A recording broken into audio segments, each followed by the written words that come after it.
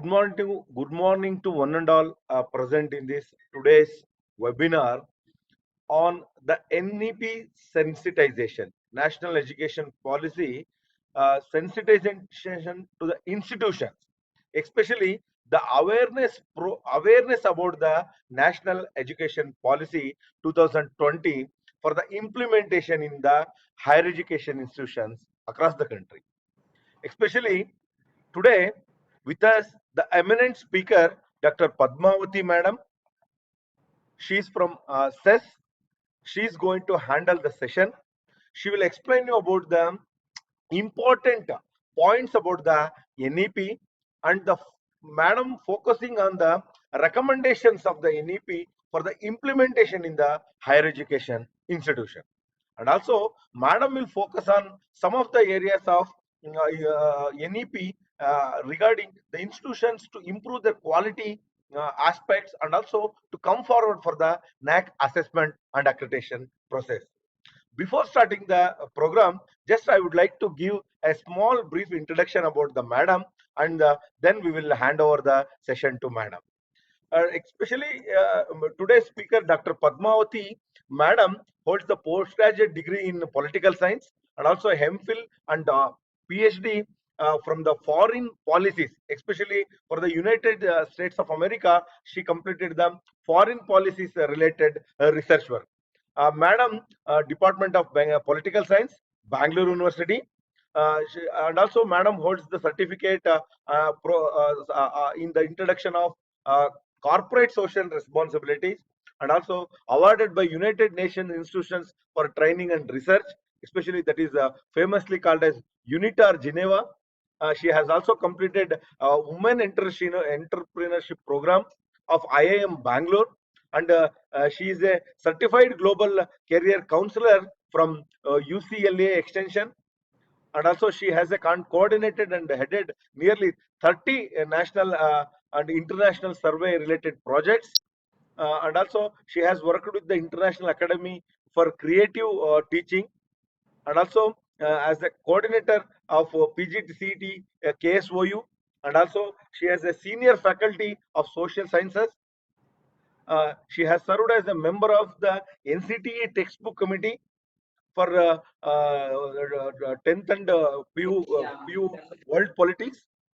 Has also contributed to the drafting of Karnataka State Youth Policy as a member of the drafting committee, as a project coordinator of Madiwala Biodiversity Project. It's a flagship project of KLCDA, and also she facilitated project implementation and also served as a Karnataka Knowledge Commission member, Government of Karnataka, as a senior research associate. She done a wonderful work in a different areas.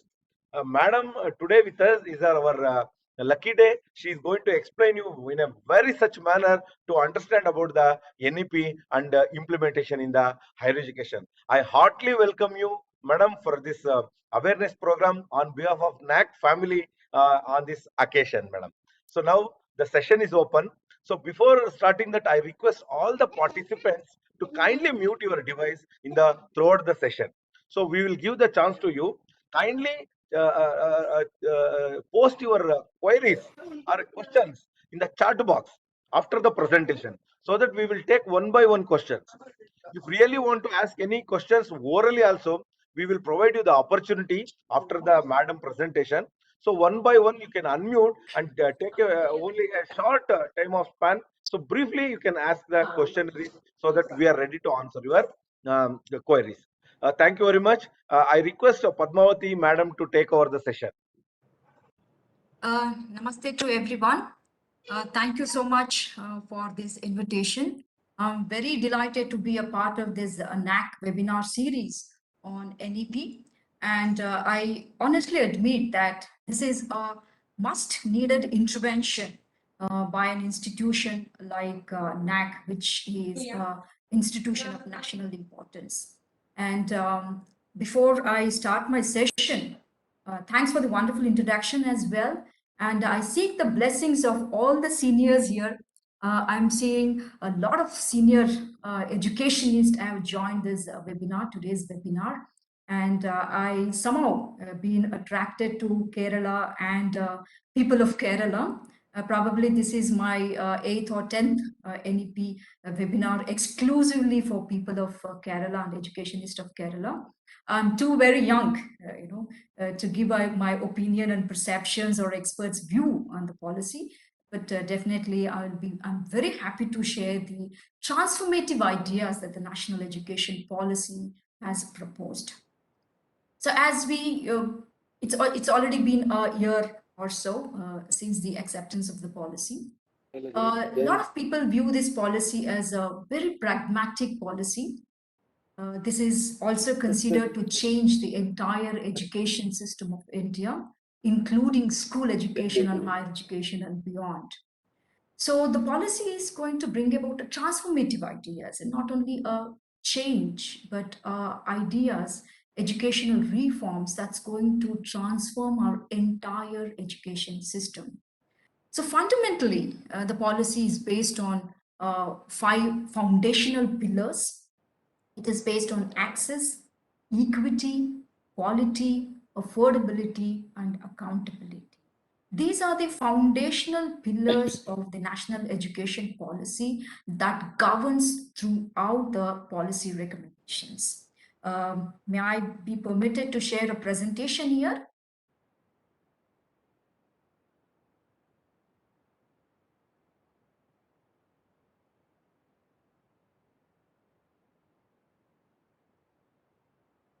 Sir, is the presentation visible, sir? Madam, kindly make it to full screen, madam. Yes, madam. Yes, Continue, sir. continue. Yes, sir. Done, sir? Yes. The policy envisions to provide quality education to all.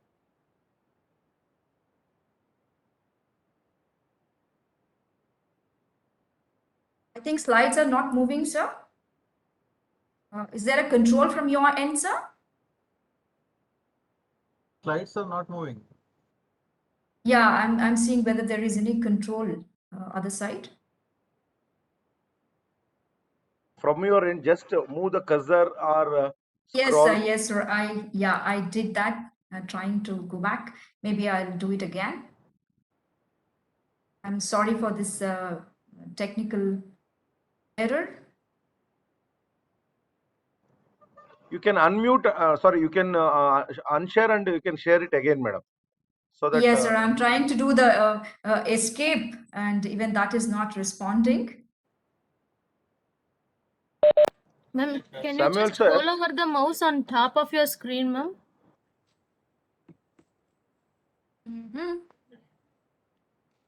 Yes. The mouse on top of the screen so that the options will Yeah. be Now visible. I was able to escape, but let me see whether I can share the screen, large screen again.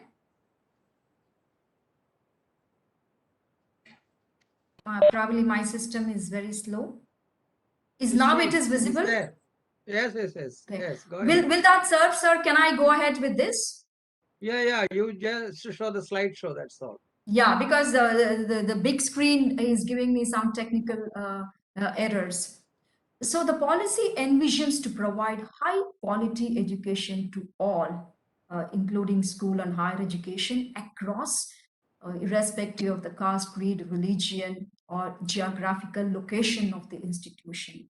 The policy also aims at instilling our students' role and responsibilities in the changing world. So it's very important that our students understand as they move on within the system or when they exit the education system, one should be knowing what his or her role with respect to their countries or with respect to the global citizens. So the policy aims largely to instill skills and values which will make each and every citizens a truly global citizens. This is very, very important skill for all students, because now once we educate, we are our life and living is not limited to a particular geographical area.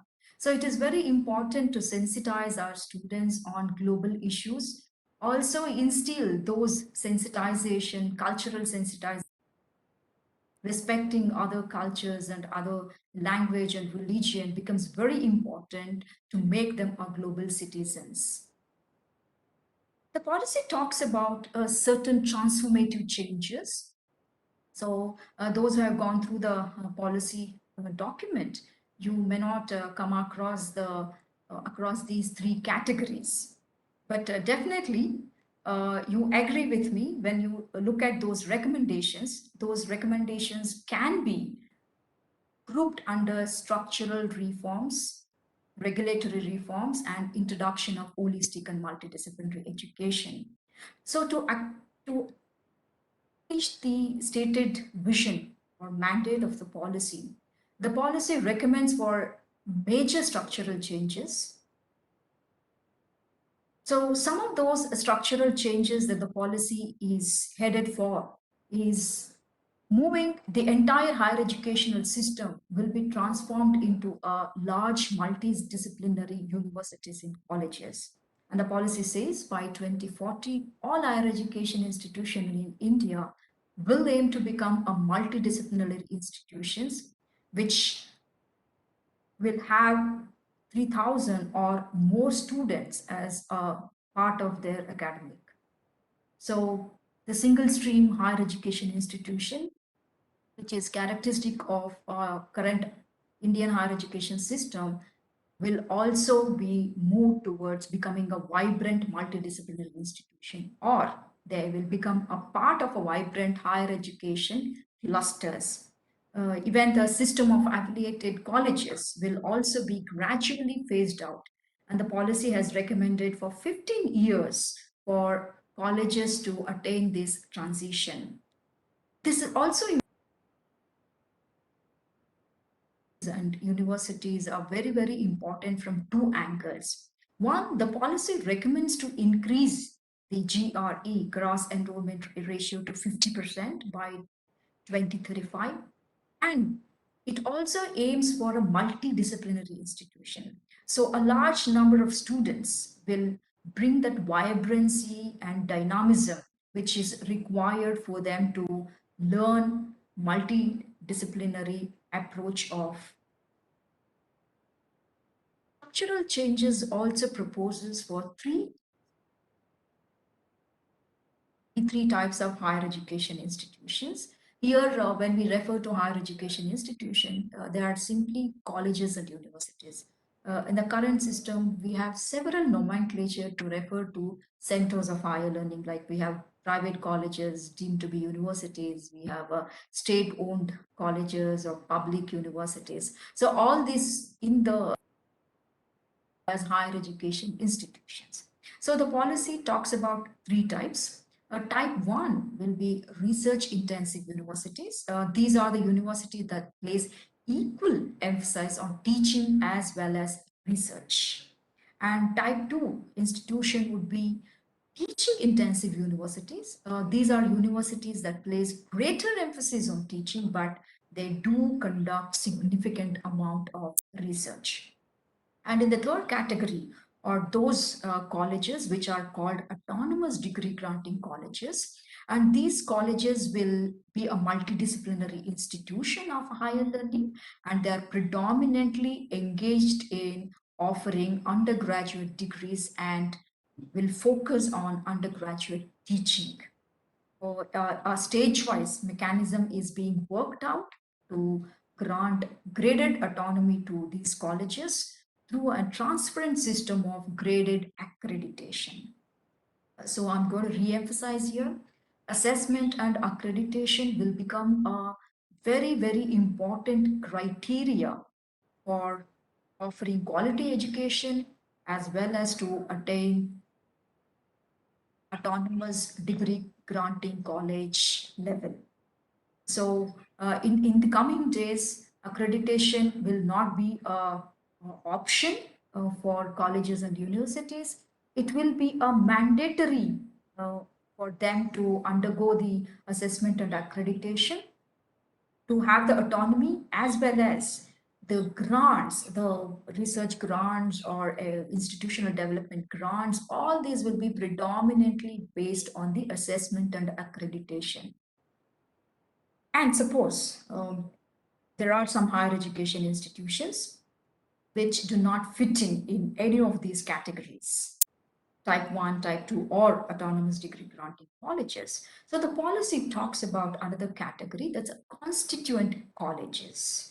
So in case a college fails to fit in any of these categories, that college will work under a university as a constituent college. But the policy does not recommend institution to remain as a constituent college. The policy aims to convert or transform colleges into a type 1, type 2, or at least autonomous degree granting college. Moving on, a lot of interventions will be brought in the regulatory system. The policy talks about light but a tight regulatory system in the coming days to ensure regulation happens in a transparent, highly transparent and integrated and seamless manner.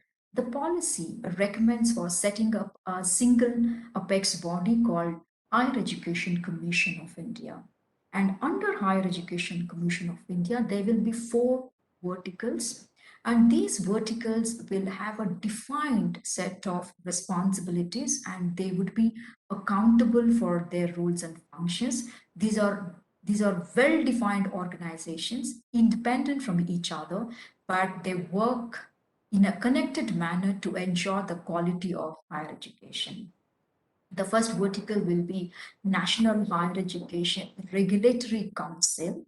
This would become a single regulator regulating the entire higher education system and institutions in the coming days. Then we have a National Accrediting Council. This is going to be a meta accrediting body. And under NAC, there will be many accrediting institutions called AIs set up across the country. And as we all know, now we have a NAAC. So we do not know whether the current NAC would be repositioned as a NAC in the coming days, but accreditation and assessment would definitely be made mandatory and a primary criteria for financing of all higher education. Called in a meeting now. Moving on, we have another important council called Higher Education Grants Council, and HEGC would become the single financing council for entire education system.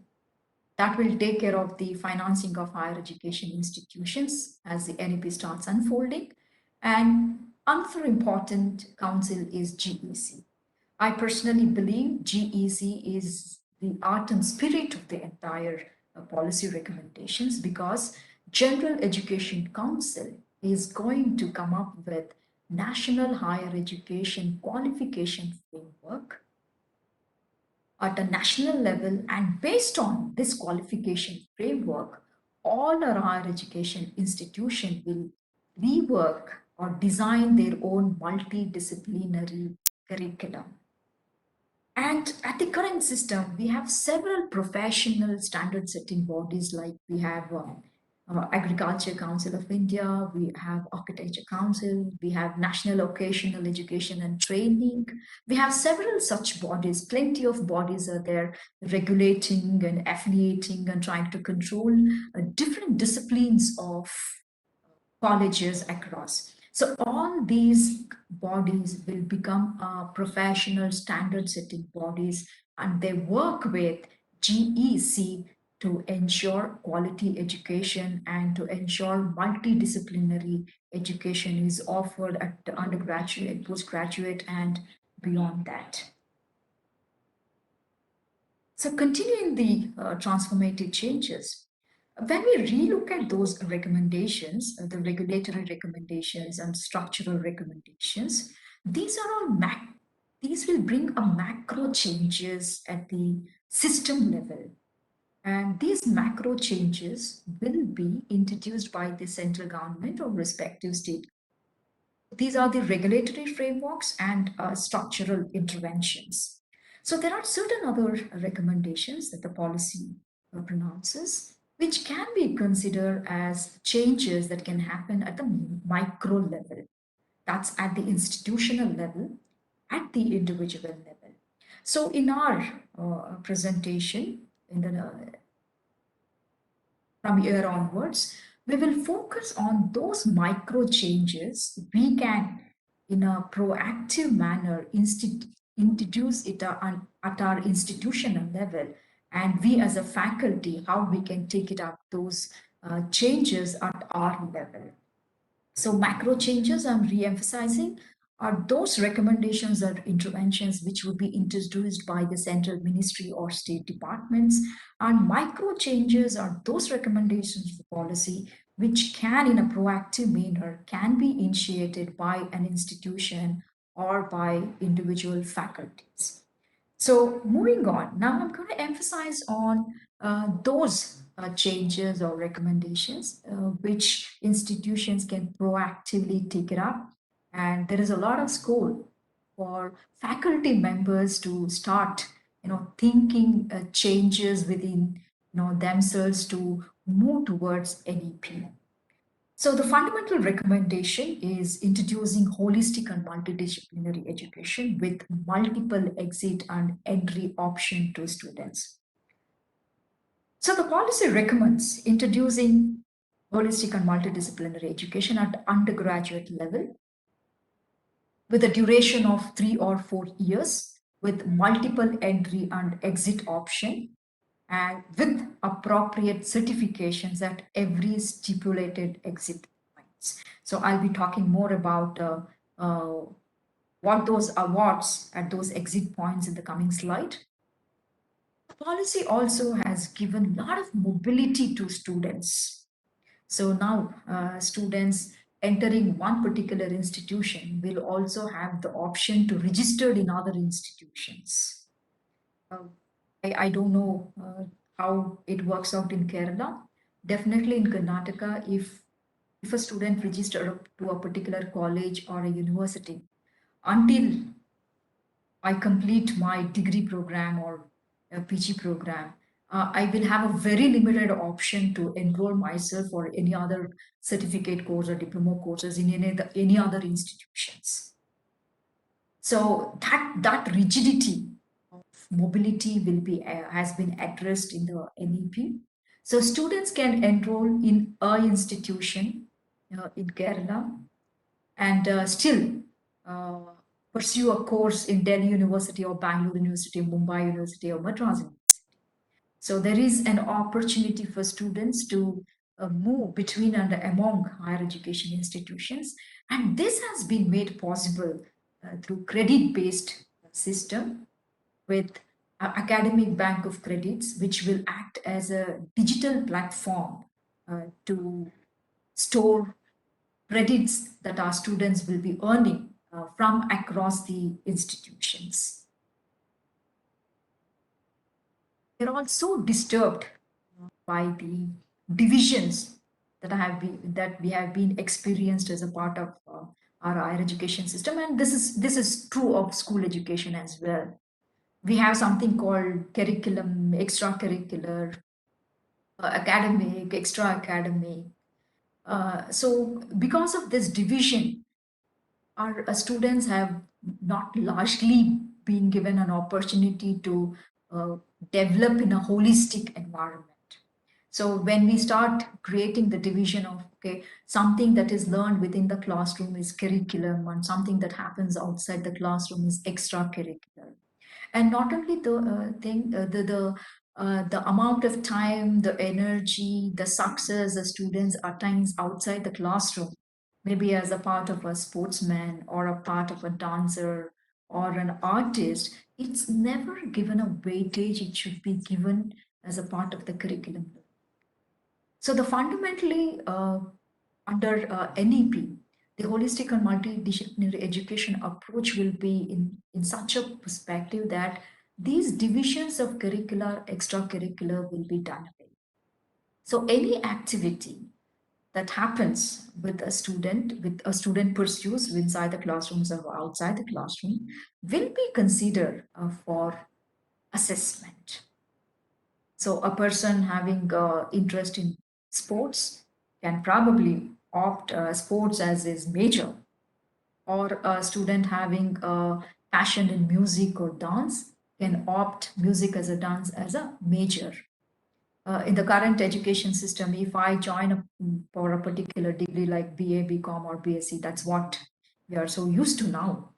So there are set list of subjects, and students have to go through those subjects with limited option of choosing or no option of pursuing his or her passion.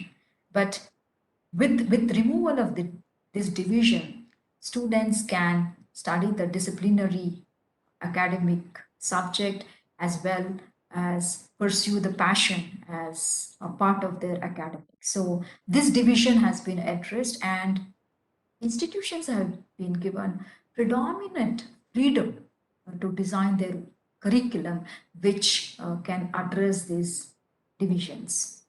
So moving on, vocational education or skill development is very, very important. Sorry, sorry. We all know that India is on the threshold of demographic dividend. We have a largest young population in the world, and this trend will continue till 2050. But unfortunately, our students lack those skills, vocational skills, or what we call industry skills or job skills, which will make them unemployable when they graduate and go out. 80% of our graduate students today have no required skills. The fundamental reason for this is we have divided the vocational and academic. So there is a social stigma attached to vocational education as well in India. There is a perception in the society, especially even among a family, a peer, and parents, that those who get into vocational education or those who join ITI or ICTs for a certificate or diploma in vocational education or technical education are considered to be unsuccessful in academic or a mainstream education.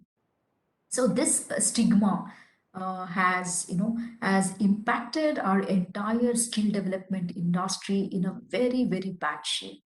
So a lot of our students, triggered by this perception, join academics, mainstream academics, and the mainstream academics have definitely no liking for vocational education. So national education policy has fundamentally addressed this question. So it talks about, at the first level, removing the social stigma. And the first step towards doing this is integrating vocational education with a mainstream education. Now, as our students take up their graduation program, not only they will specialize in the chosen subject, they would also have some hands-on on vocational and skill development courses. So the colleges and universities should set up such environment wherein our students will have exposure to certain vocational skills as well. This is not only at the graduation level or higher education level. The policy talks this must be introduced at the school level as well. So there is some sort of a streamlining happening, and as they enter the higher education or tertiary sector, students will have an idea of is liking or is passion in a particular occasion.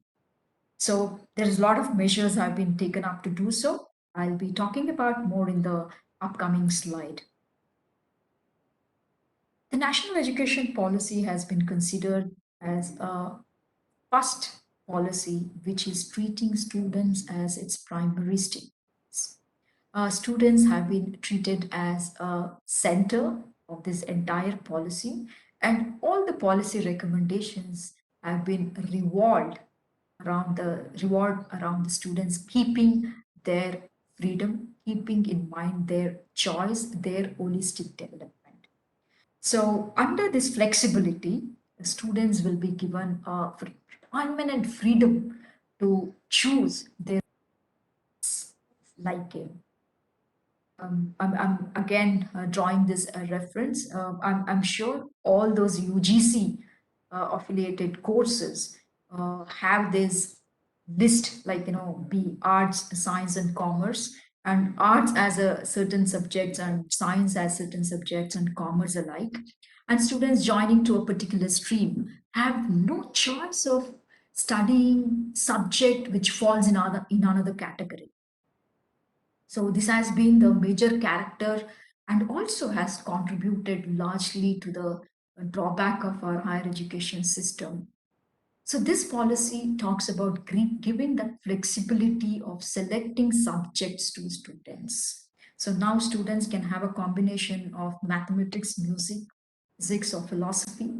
Uh, a subject can become a major, and some subjects can become a minor. So there is a combination. Uh, a major can fall in the science stream, a minor can fall in science, social science, or commerce, and vice versa. So students will have a predominant autonomy and freedom to select the subject of their liking, their interest, of course, can definitely introduce their own mini bridge courses to ensure that the students have the competency in particular subject if they want to choose, but if they have not studied. So moving on, the holistic and multidisciplinary education success is predominantly based on our pedagogy. So unless we innovate in terms of pedagogy, I don't think our colleges and universities can succeed in introducing this holistic and multidisciplinary education. I'm re-emphasizing the word innovative pedagogy. The reason is since the policy announcement from our organizations, we have been conducting webinars at the pan-India level, and we have been visiting many colleges and universities across the state and elsewhere happening in the coming month. So most of these colleges say that, we are already a multidisciplinary institutions because we are offering BA degree, BCom degree, and we have introduced BCA, we already have BBA, all this. So here, offering degrees not multidisciplinary approach to teaching and learning. So what the policy talks is different subjects together while we do a lesson in the classroom. So how we can change our way of teaching, how we can connect different subjects while teaching a particular discipline is what the policy talks about. So it talks about introducing students to experiential learning, some component in the classroom, and can I take my students to the field to give them an experiential learning? So how I can integrate different components of learning and make it holistic and integrate different discipline while teaching. So can it be inquiry driven and can it be discovery based? Learner center is the most important thing. And can it be based on dialogues between students and faculty? Can it be based on discussion? Is what the policy talks about. In the current education system, I am sharing this not to offend anyone. I have a very limited experience of being a teacher, but even though when I was a teacher almost a decade ago, there was a monologue happening in my class. Like I used to talk predominantly, and there's a very less opportunity given to students to uh, dialogue in the classroom or ask questions or put across their own views and opinions. So now under NEP, students become co-creators of knowledge. I'm sure all of you agree with me. A few decades back, teachers had access to content and information. So we had that power of sharing the information, sharing those concepts in the classroom with students. But with the internet, with access to information from anywhere to any information, probably students have a better access than us to information. So there is a necessity for our teachers to change their role as information giver to co-creators of information along with students. So this is basically a pedagogical challenge. It is basically a pedagogical innovation if we want to succeed in offering holistic and multidisciplinary education. This also talks about integrating sports or dance or performing arts, so any sort of arts which can be integrated. And it also talks about other generic information, knowledge, or skills that students need as a part of their education, like could be a ecology, environment, or sustainable development, or economy, the constitutional, how we can integrate all these things with the disciplinary knowledge and offer a very enriched learning environment to them is what the policy aims at.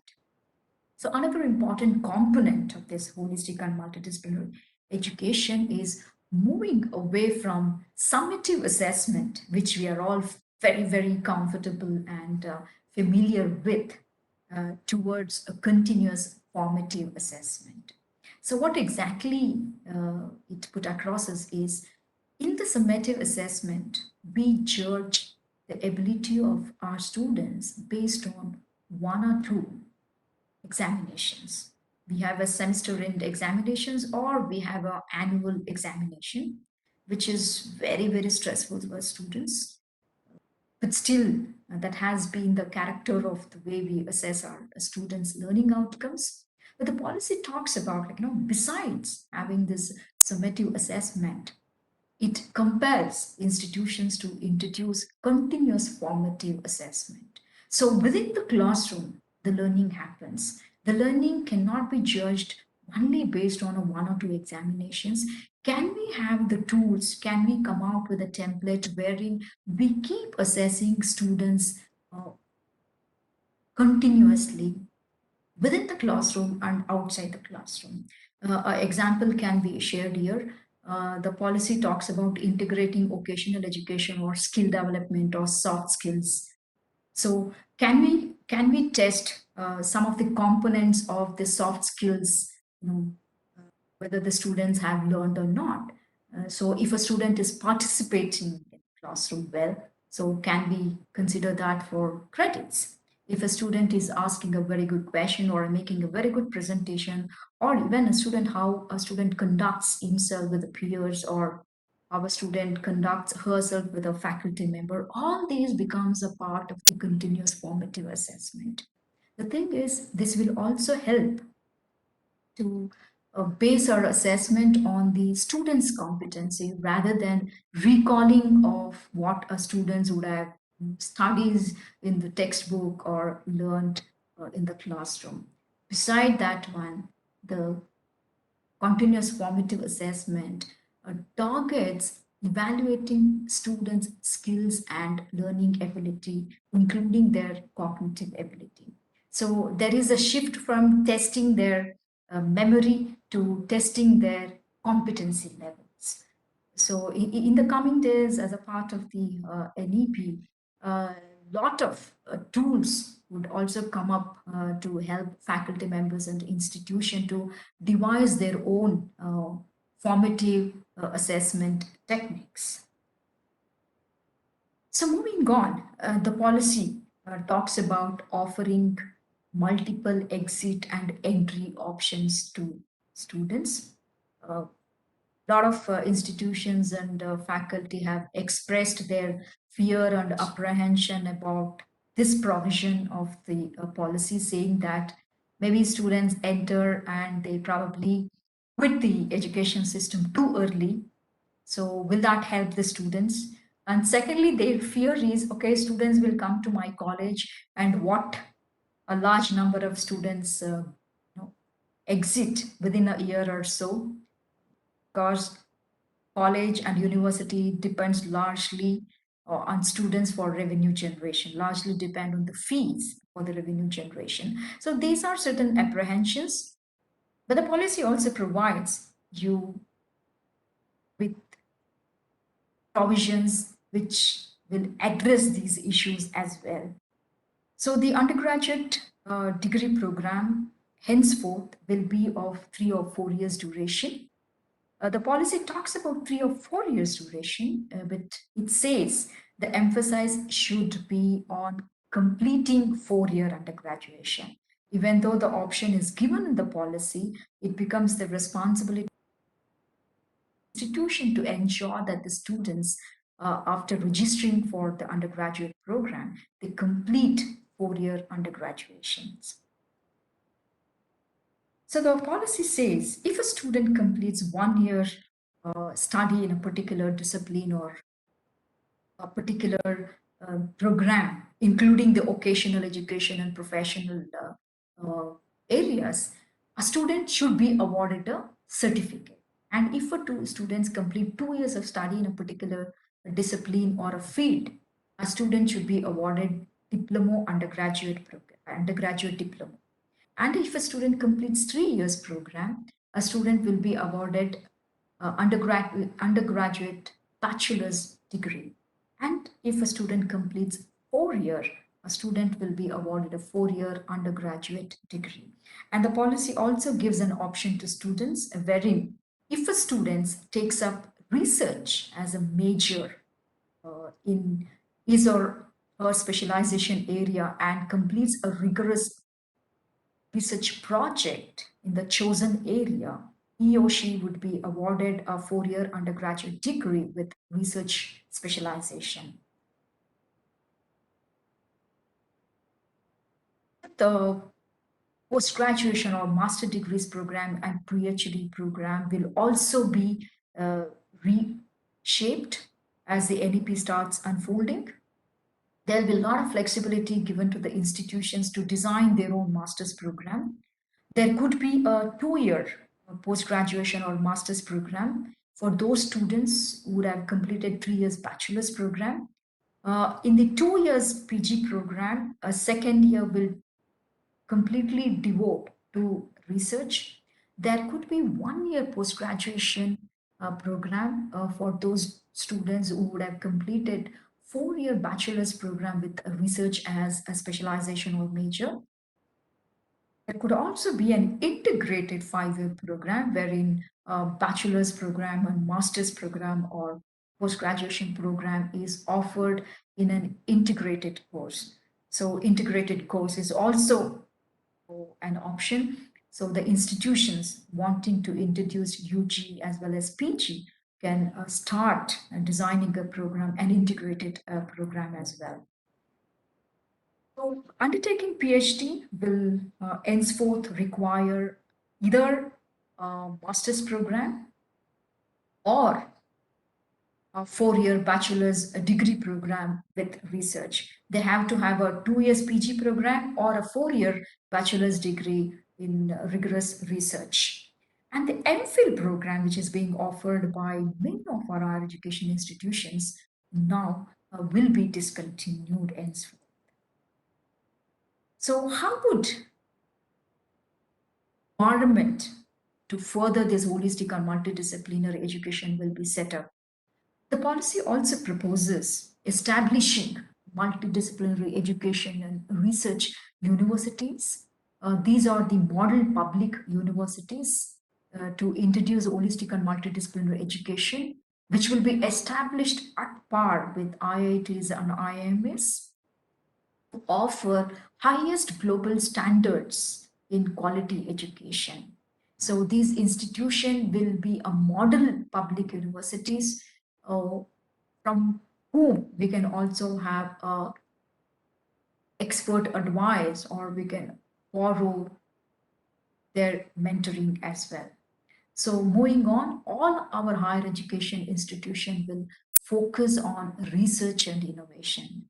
Now, in most of the states, undergraduate programs do not have focus on research. They do not offer any research skills or research exposure to our undergraduate students. Here, the policy also wants to reposition India as a global knowledge hub. There is a lot of emphasis given to higher education institutions as centers of knowledge creation. So, therefore, all our higher education institutions will have to focus on research and innovation. Some of our senior faculty members and educationists who are participating in this webinar may have noticed that for the first time we were familiar with the word research and development. Now, along with research, we have attached innovation so that our institutions are developed into a research and innovation hubs or centers. So this will happen by setting up startup incubation centers, technology development centers, and centers in frontier areas of research.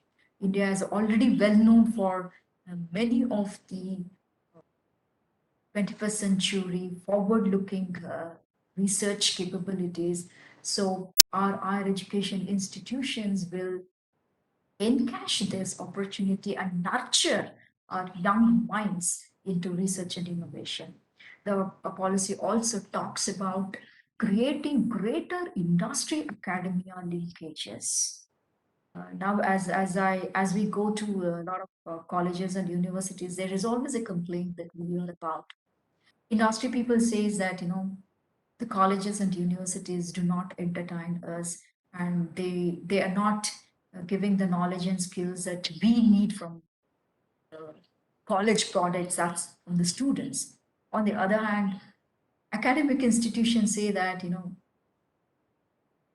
industries are not keeping their door opens for the academics. So there is always a subtle and cold war happening between the industry and academics, each other blaming on each other.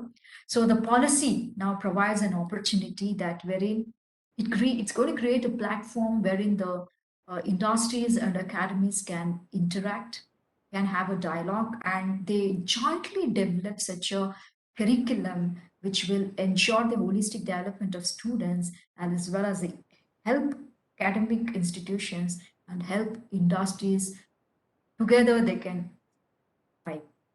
So it also emphasized on taking up interdisciplinary research, including humanities and social science.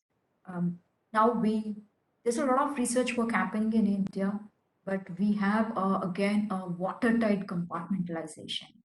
There is a science and technology research happening. There is a set institution and that the state funding science and technology research projects, and on the other side we have projects falling under the label of humanities and social science. So but there is no dialogue happening, there is no interconnection, or there is um, no discussions happening between these two groups. So it's happening in silos, it's happening in their own universe. What the policy talks about, there is a need to have a research which is cut across the discipline, which are interdisciplinary in nature, which are transdisciplinary in nature, which are multidisciplinary in nature. So there is a predominant emphasis given on research and innovation in the field of interdisciplinary, intradisciplinary, and multidisciplinary areas. So now it's time for discipline specialists to come across to a single platform and start discussing about what is happening in their respective areas. I'm sure all of you agree with me. The pandemic has provided one opportunity, and I'm sure most of us are now sensitized on the need and necessity to have a interdisciplinary research happening at heightened levels. So moving on, as I was mentioned, occasional education and training or skill development is going to be an important part of the entire curricular. So occasional education is going to be integrated into school curriculum and higher education curriculum. It will happen in a phased manner within a couple of years or decade. And the policy says by 2025, at least 50% of learners throughout the school and higher education system will have certain amount of exposure to occasional education.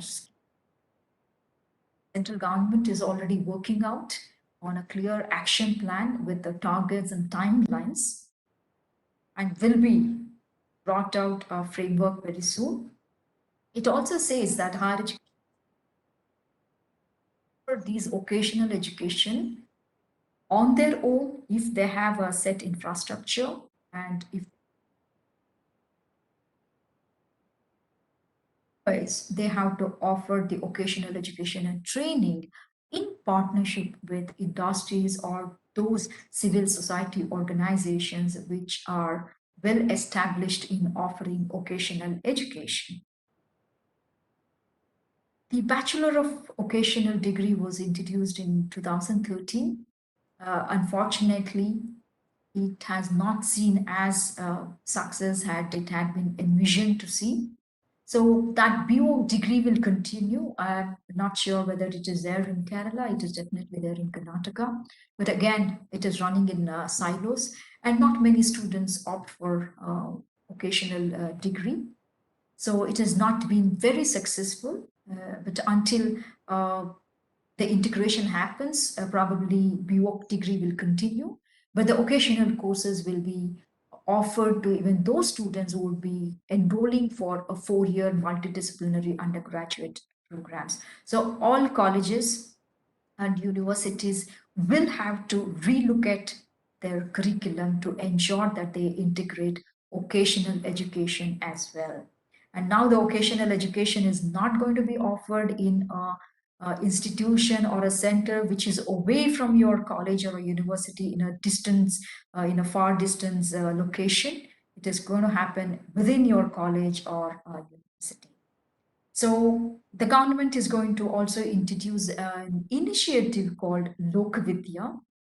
Through this Lok Vidya initiative, our students will be exposed to those occasional knowledge and skills and heritage that has been developed in India. So in India, India is a very, very diverse country. Every state has its own occasional knowledge. It has, developed, or it has been a part of the state culture and heritage. Our students will have an exposure through this Lok Vidya initiative. I'm sure Kerala has a lot of such knowledge and skill which can be integrated within the curriculum.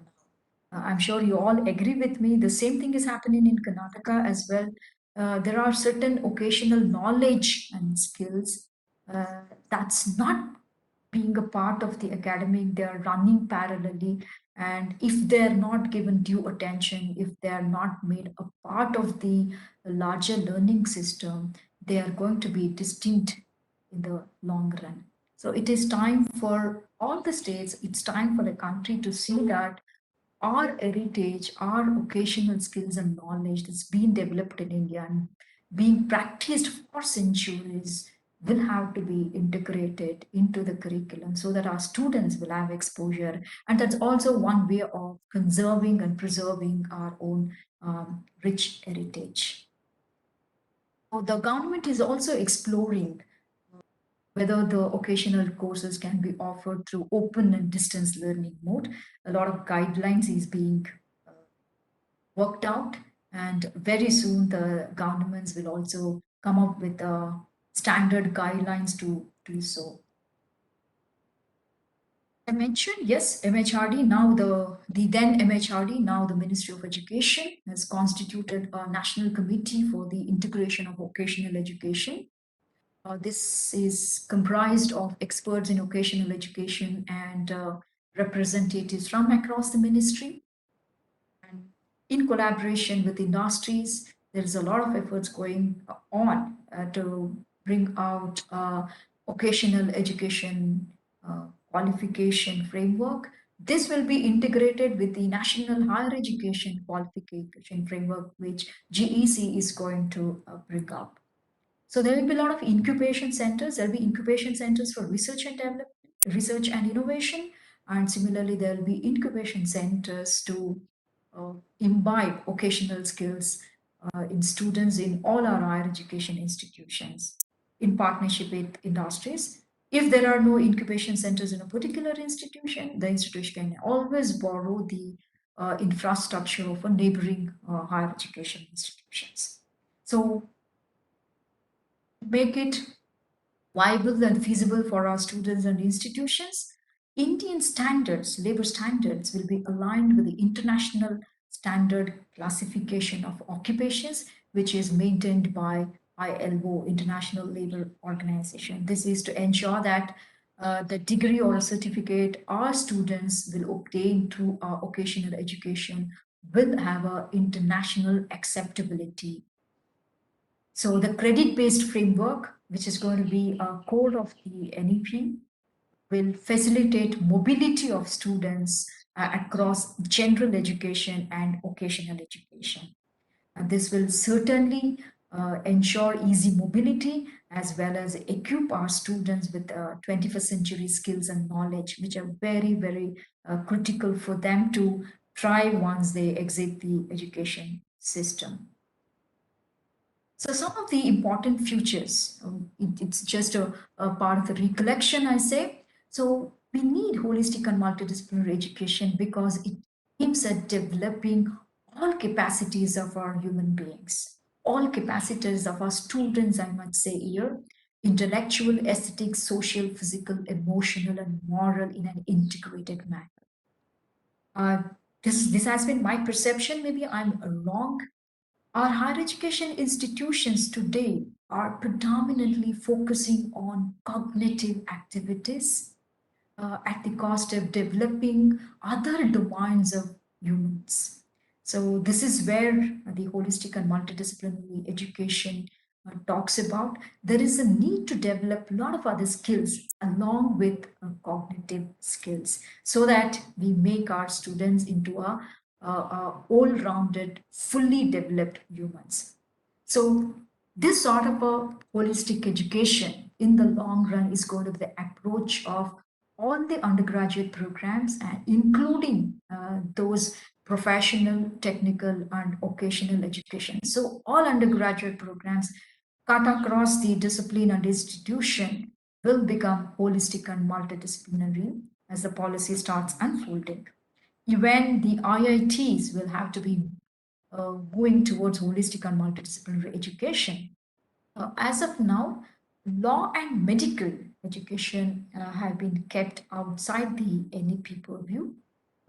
Rest of the education will become part of the NEP.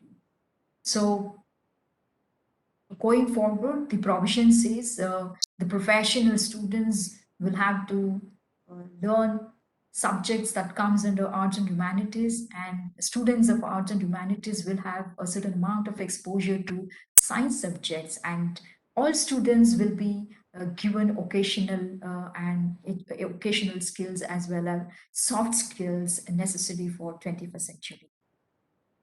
So the policy provides for imaginative and flexible curricular structure, which will enable creative combination of disciplines and also the flexibility offered under the overall program.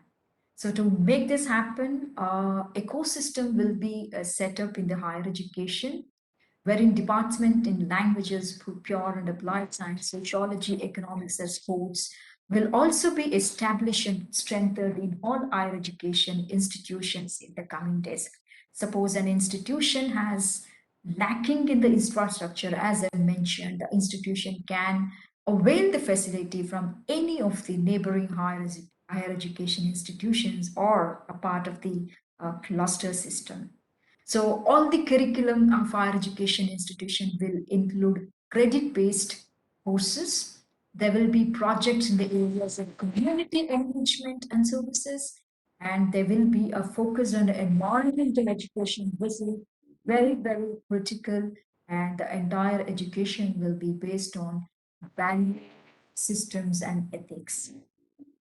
So why do we need holistic and multidisciplinary education? Some of the questions that have been asking, aren't we happy with the current system? Our student seems to be happy with a 3 years degree program, and they find it so hard to be 3 years with us now. Why do we need 4 years? So let me share this. There's a lot of cognitive science research have happened in the Western countries in saying that integrating the humanities and arts with science, technology, engineering, and mathematics disciplines have consistently shown higher level of positive learning outcomes among students. cognitive science research also says that if we provide an ecosystem wherein students have access to disciplines cut across the silos, there is an increased level of creativity and innovation coming up. Even their critical thinking ability, their higher order thinking capabilities, and problem solving abilities have gone up. Even they are been learning how a teamwork works and how their communication can be developed. So when there is a combination of humanities and social science and technology and engineering, there is always a holistic and well developed students coming out. And also it says learning and mastery of curricula cut across the fields will also increase social and moral awareness besides general engagement and enjoyment of learning. So students will learn disciplinary knowledge, as well as they will be given an opportunity to work in other areas, and also combining highly technical with other subjects, which will create a opportunity for them to develop interpersonal, intrapersonal, and other societal and generic skills is always good in students' perspective. For the lack of time, I would be moving quickly. So this will also address the fragmentation of our higher education system. And as I mentioned earlier, even the colleges and universities which are offering courses in different disciplines, they also work in silos. So there is a need that we cut across the disciplines and we integrate different disciplines while we develop our undergraduate curriculums. So this will also address the rich boundaries and silos that which will basically violate the requirement of higher education. In fact, when we call a university, university is a center or a place of higher learning wherein we have access or exposure or learning opportunity cut across disciplines. But unfortunately, over this decades, we have limited universities to offering a degree or a post graduation in a particular discipline. So this is where NEP is making a major intervention. So universities and colleges henceforth become a centers of higher learning, which will offer education in multidiscipline sectors. So again, besides the disciplinary knowledge, the policy talks about integrating 21st century skills. The World Economic Forum every year comes up with list of skills that's required by the students when they complete their graduation. In fact, they conduct research among the countries, global countries. They come up with a report based on their research, industry research, as well as the country profile. And they have listed out 16 21st century skills categorized under three broad areas like foundational literacy. These are the skills important for students' daily task. And there are certain competencies. These competencies are important for students to approach complex and challenging environment like critical thinking, creativity, communication, and collaboration. You may find in the list, there used to be a time wherein we used to teach our students for competing. Now it's a time for collaboration. So this is where we need to focus in our classroom that we need to collaborate rather than compete with each other, because a lot of societal issues and global uh, challenges today requires a collaborative solution. Even when our students go to any IT companies or even in the government for say, they call for collaborating. There's a team leader, and they're supposed to collaborate to successfully test run a particular program or successfully launch a program initiative. So collaboration is the way forward. This is has to be emphasized within the classroom and outside. So there are other sets of skills, they call it as a character qualities. This is important for our students, how they approach. This is predominantly talks about how they are going to approach the changing environment. Now the whole society or economy or even at political level, the change is happening very quickly at the global level. Take, for example, the environment. Climate changes are happening. We are witnessing that in Karnataka as well as in Kerala. So how are we going to prepare our students for those changes is another component that we need to talk about.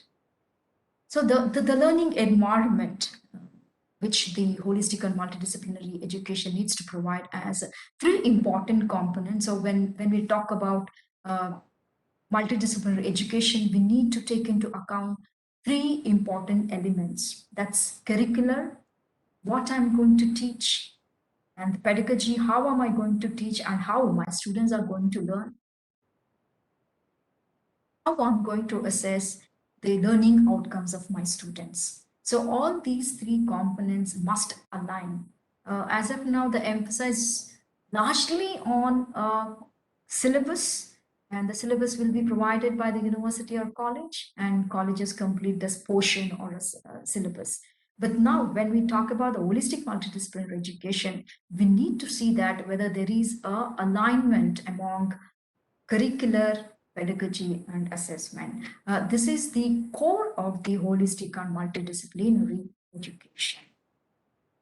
Yes, our entire curriculum now will be driven by the graduate attributes. Graduate attributes are those attributes which are essential for our students to learn at the end of the course. Now, most of our degree programs are the terminal programs. Beyond degree, our students probably will not pursue education. A large number of students after degree program, they get into jobs.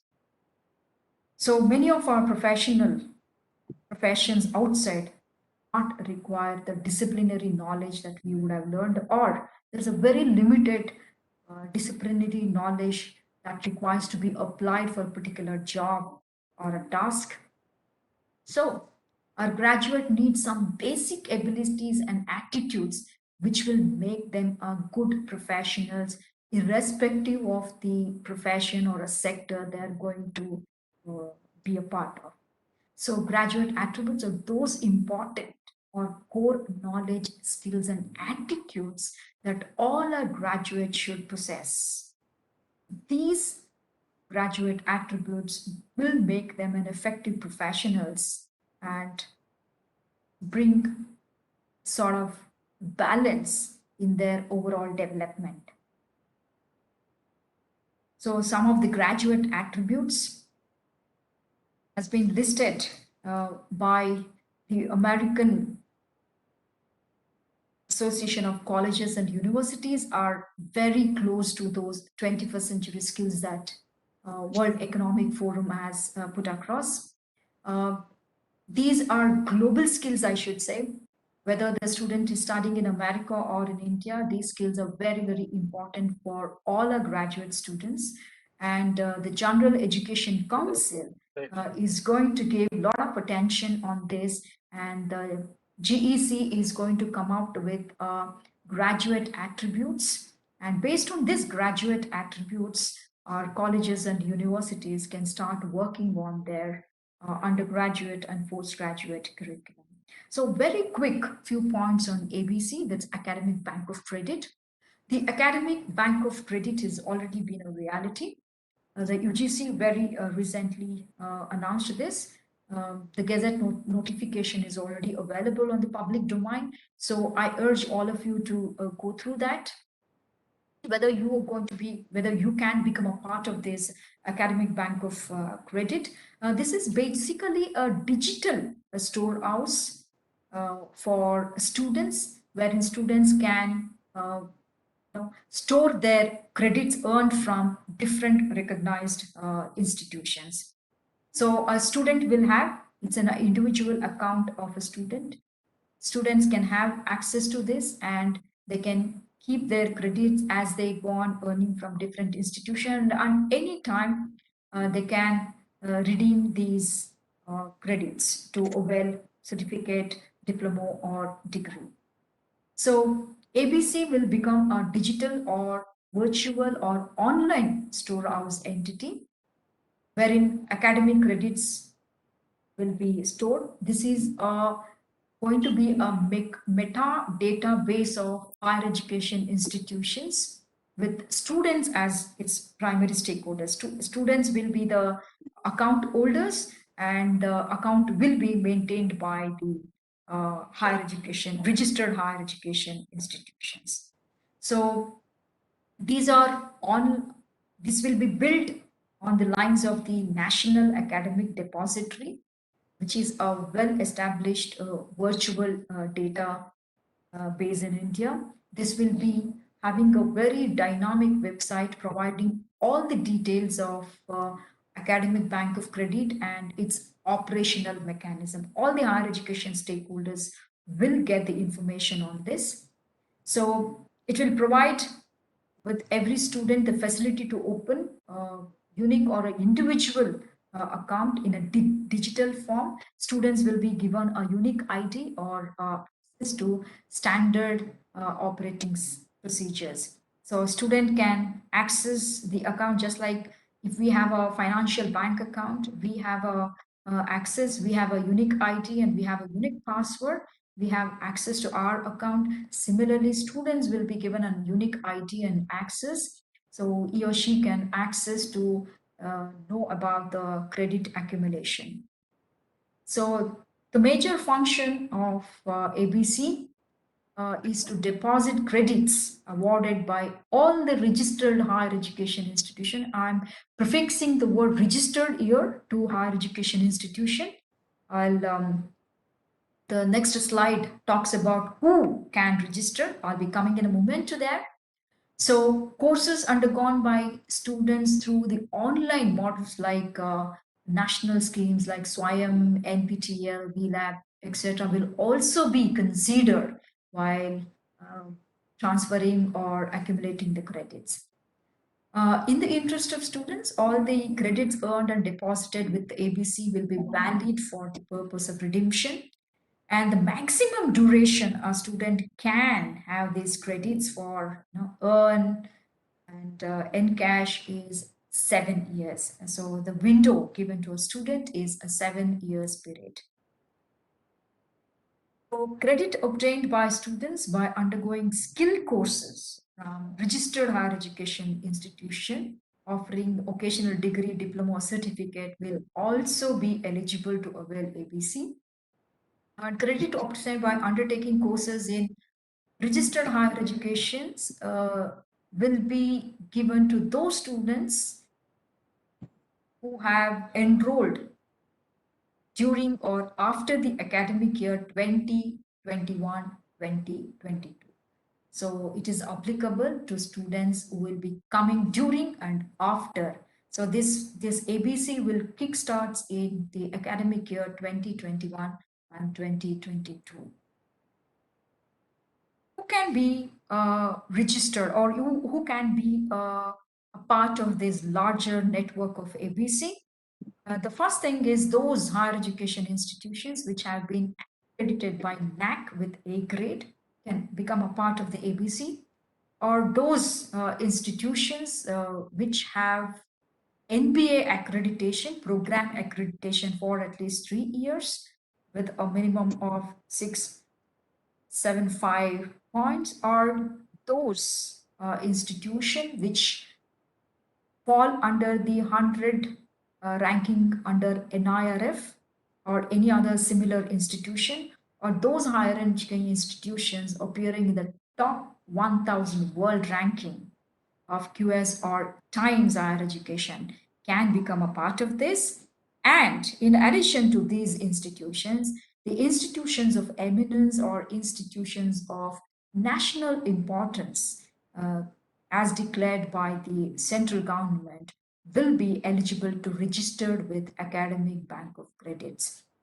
Therefore, I'm re-emphasizing here assessment and accreditation is going to be an important activity, is an important procedure and process for all our higher education institutions to ensure quality, to ensure to become a part of this entire ABC network, and also to obtain funds from the center. They have to become a part of this, and they have to move towards accreditation and assessment.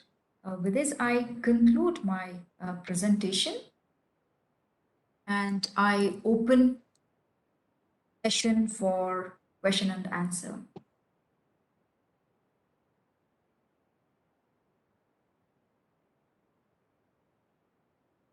Thank you very much, madam, for your wonderful presentation about the NEP, and also especially the awareness program, awareness what you are given for the higher education institutions is very good, madam. It will be very helpful, definitely. So now we will take the questions from the participants.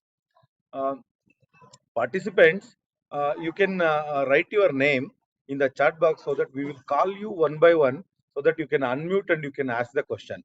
That is one thing. So, and another some more chart questions I will just, madam, read it out so that you can explain. Yes, sir.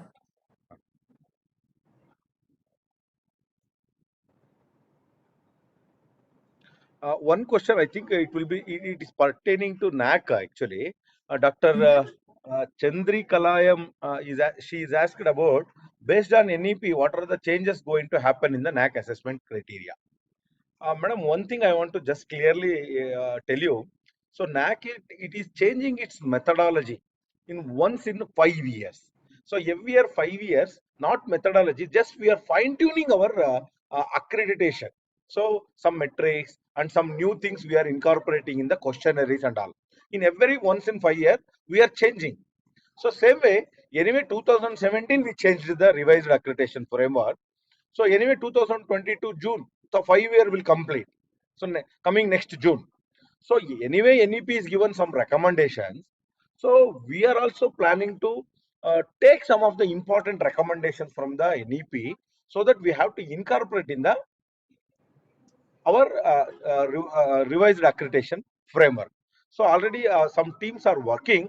So in future, definitely we are also implementing the some of the recommendations of the NEP in the accreditation framework. So that is Okay. one. Sir, Okay. sir, just to add what you in the coming days, we talked about graded autonomy. So if a college wants to go for a autonomy, uh, for those colleges, a foundation for graded autonomy. And even the policy says about the entire regulation of higher education will be determined by the assessment system. So accordingly, I'm sure NAC is already working around that, and NAC will probably also revise their criteria, the current criteria, and include those important parameters which will, decide how autonomy can be decided based on the accreditation. So the changes will happen, but the changes is incremental.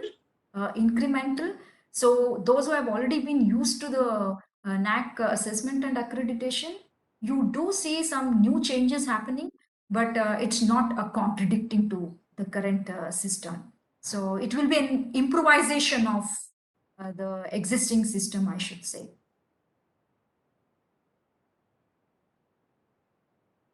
Thank you, madam. A very good value addition. I request Jacob Philip. If you have any question, you can unmute and you can ask. And Dr. K.S. Sanjan. K.S. Sajan. Well, I don't. Maybe participants can straight away ask the questions. Yeah. Well, I don't have many questions. I mean, I have gone through the NEP document, So, madam, I would Excellent, sir. appreciate it if you could share your slides with me. Sure, sir. Okay, thank you. Happily, I'll do that, sir. Thank you. Thank you. Other participants, I request you can unmute directly. You can ask question. Thank you, ma'am. Can I? I'm Anian Kunja from Yes, sir. Kerala. Please go ahead, sir. Okay. First of all, thank you and congratulations for your authentic and well-narrated presentation. Thank you, sir. So, but it seems that the NEP provisions are for smart learners.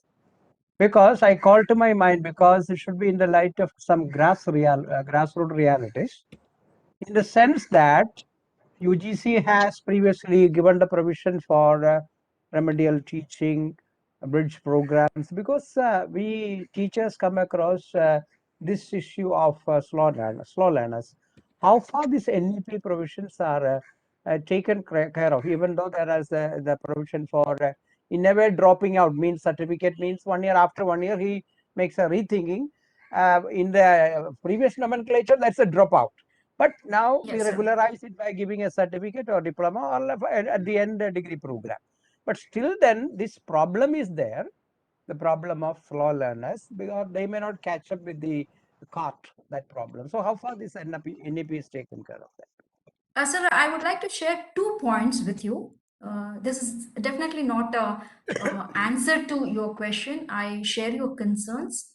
So what the policy talks about, sir, there are certain access and equity measures the policy has already introduced. Paucity of time, I couldn't talk much about the those access and equity. In one of the measures of those access and equity is to give a special handholding or mentoring facility to students who come from SEDG, that's called socially and economically backward regions.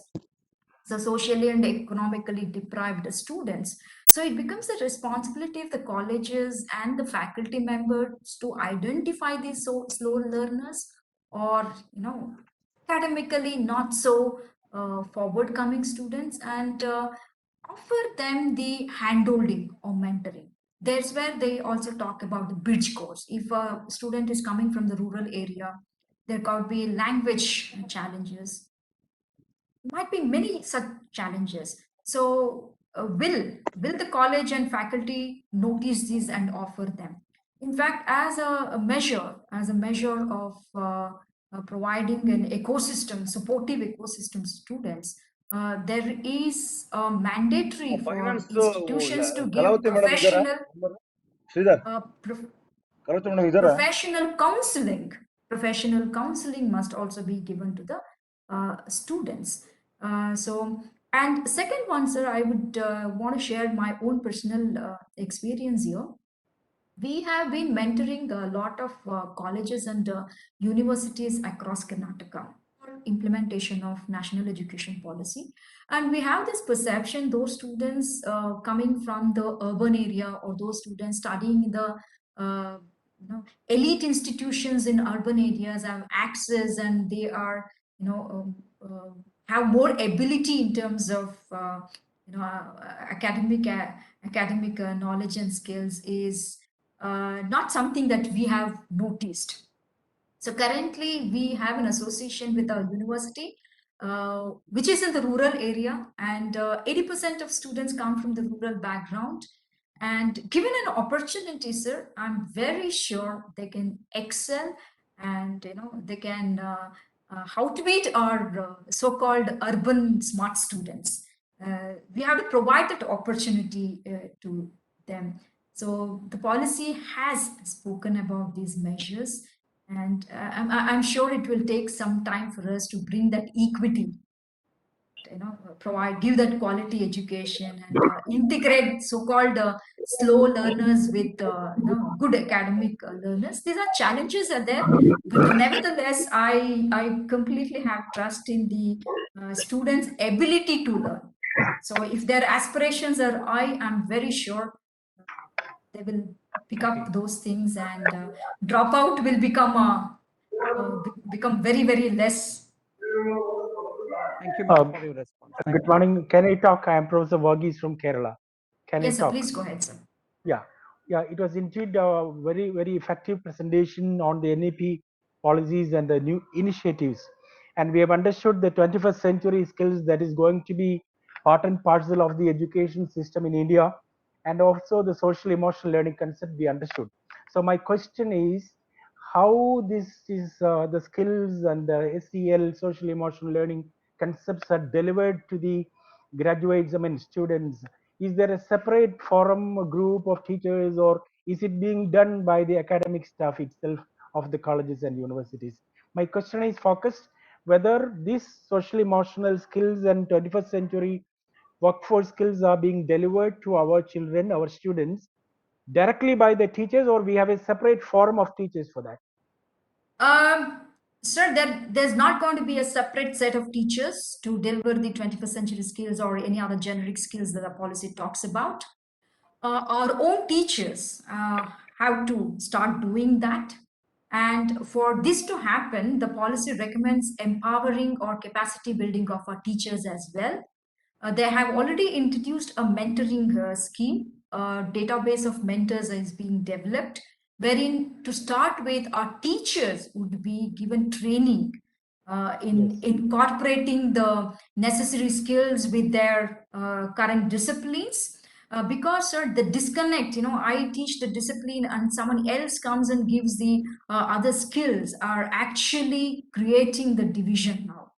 The students are not able to connect the discipline knowledge with what they're learning.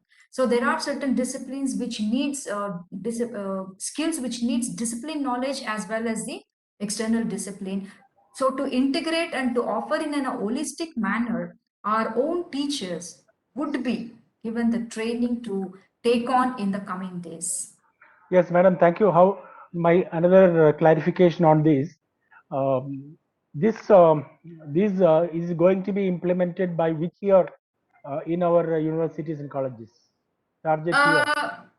So certain things have already been a reality now. For example, the holistic and multidisciplinary education with multiple entry and exit, the guideline is already ready. Maybe a couple of weeks or months is come, and ABC has already come up. This is also depends on this is a state's call. A state can decide when its higher education institutions can start up, but the center may, they are saying that it can happen in 2021-22 academic year. But the state like Karnataka has already announced, some of our colleges are already designed their undergraduate program on the models given by our Karnataka State Higher Education Council. So this is a state's call, sir. Madam, I feel that this should be included in the curriculum. Otherwise, we may not get a focus because teachers are involved in their completing their syllabus and all. So unless we incorporate or integrate this in the curriculum, we may not get a focus. Teachers may not consider it Sir, as I an important. completely agree, sir. The approach, what has happened currently is, when the policy was accepted, the government of Karnataka constituted a task force and we started working on that. We did not wait for any words coming from the central. So our honorable education minister said we are going to introduce this year, and our colleges have moved towards that. Now in other states, my sense is they are waiting for a guidelines coming from the UGC or the Central Ministry of Education. So probably, as I said, it can be your state's individual call, or you may have to wait for guidelines to come from the Ministry of Education. I think Karnataka is the only state which has already kickstarted this one, and our programs are designed on 4-year multidisciplinary graduate program as per the NEP, sir. We'll be happy to share those models with you, sir, with the government of Kerala. Madam, Yes, sir. Madam, myself, Dr. Muhammad Ali from Farooq College, Sir. Kerala. I was listening to your presentation. It was a very clear presentation. I have 2-3 queries with respect to ABC. When you explained it, it comes into my mind. Well, first thing is that in the case of a student, I mean, if we follow the kind of ABC that is explained, uh, are we not going to have our students sent to a fuzzy levels of affiliations with institutions? Because one student may take one course from one college and courses, programs, and courses from any other colleges in India, everywhere he can move. There is no limit. And whether there will be a kind of institutional affiliations needed for the student who is undergoing courses of any kind of his like. That is one thing. And second thing is that you have listed those eligibilities for registering in that ABC. In that list, I found only the cream colleges, institution of the nations are listed in that. And what would be the case of students who are there studying in other colleges than, these colleges? So it's limited, it's excluded a lot many other institutions. That is the second thing. And the third thing is that whether ABC is a kind of centralized system of issuing degree, undergraduate certificates from a center to the entire spaces of nation. And these three things come into my mind when you presented, and I'm simply asking for some clarification. So thank you so much, and I'm very sorry. The last slide, which I couldn't show, which I couldn't present, had answers to a couple of your questions. The first thing is, sir, as those institutions which clear the parameters will become a part of the registered higher education institutions, and students will have the mobility between and among these registered higher education institutions. And secondly, students will not be, like, in a situation wherein, they have a affiliation to multiple institution, and they're directionless. Hello, dear Lion friends. I just returned having attended the RLLI from 12th to 14th November 2021. The Institute energized 57 future line leaders of the multiple. The knowledgeable and experienced leaders led by line engineer Murugan, line driver So there is a George Cherian, background noise coming. line George Diaz, line Nagaraj.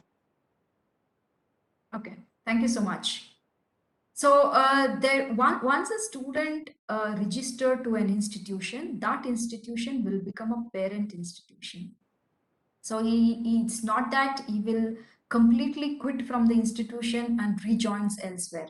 So he becomes a part of a institution, and being there, that we can consider as a parent institution or institution to where he has been registered. And while being there, he can pursue other courses. And as we know, in the coming days, the courses are predominantly going to be online or on the virtual platform. In fact, the UGC has already passed a order saying that somewhere around 40 to 50% will be online, courses will be offered online. And secondly, to get an award, a student must be having 50% credit from the parent institution as well as in a particular domain. So the guidelines is very clear about your concerns of limiting this ABC to premier institutions. I definitely share your concerns. I have my own reservations about that. In fact, we are pushing to expand this limit. Unless we expand this, parameters, or we cannot see the holistic and multidisciplinary education reaching out to many, or it may not happen in the scale that we are expecting, because there's maybe a 5 to 10% of higher education institutions complete these parameters, this criteria. A large number of higher education institutions are outside these 4 or 5 institution categories. So this is our concern as well.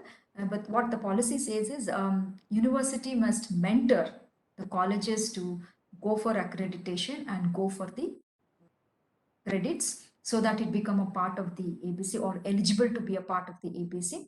Ultimately, the entire move is to enhance the quality of education.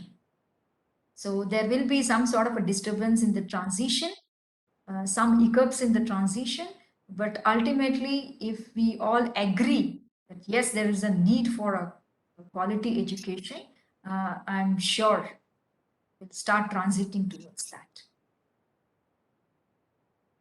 Good I hope afternoon, I ma'am. was able to respond, sir. Yes, ma'am. Please go ahead, ma'am. Okay. Ma'am, I'm Dr. A.K. Shahinamol from Manjeri, Malappuram district, Kerala. Ma'am, I would like to know something about something more about the vocationalization of education that you have detailed. My concern goes in this way. Will there be any regulatory body or operational mechanism for this vocationalization of education, just like creating the syllabi, as well as who will be the faculty engaging, and will there be any kind of certification from any outside universities or state level universities other than the institution? So these are some of the queries when we get into the vocationalization of education. We really intend to have such kind of a system in our institution also. So would you please detail on the operational mechanism that is envisaged by UGC as well as this NEP regarding the Madam, vocationalization of education? to start with, I don't like to call it as occasionalization of higher education. So higher education cannot be occasionalized, and that is not the vision of the policy. The policy only talks about integrating important occasional skills and soft skills, or what we call transversal skills, or into our academics. Yeah, sure, ma'am. As of now, if a college has that competency and infrastructure, you can actually start working and integrate those occasional skills in your curriculum. If you do not have, you can take the infrastructure facility, or even if you want to bring any faculty from outside to teach on a particular occasional component, you can definitely bring in. And in the coming days, GAC is already working out on the graduate attributes. So on multidisciplinary education guidelines. So once that graduate attributes and guidelines is out with the higher education institutions, your institutions can work out which occasion will be important to our students. It's not necessary. Sometimes you have to take something that's totally outside the academic. For example, if you're teaching agriculture, can be agriculture and allied occasional is a lot of things are there. Similarly, you can identify those occasionals which are very closer to the discipline. And 21st century skills are very important, cut across the discipline. So this can be taught by our own faculty members if they can, undergo some capacity building programs. So, and it's not necessary that all the occasions should be offered by your college. You can identify based on your industry demand, based on the requirement in the region, or if you're preparing your students for global leadership. So it is the institutional call to choose which So occasional. institution will have the autonomy, right, ma'am? Yes, absolutely. It will have the autonomy within the GEC standard framework. So GEC is going to come up with a higher education qualification framework, and within that, the institution will have a autonomy to include. All right. So the certificate, regarding the certification, ma'am, will the institutional You will give the certification. You will give the certification. Suppose if your student is interested to take up a vocational skill from any other institution outside your institution, I consider yours as a parent institution. If he wants to take up a occasional skill from, say, other neighboring institution, or anywhere from across the country or from the global level as well, that will be a part of its overall undergraduate program. So you will have to consider those credits as well while giving him the certificate or diploma or degree.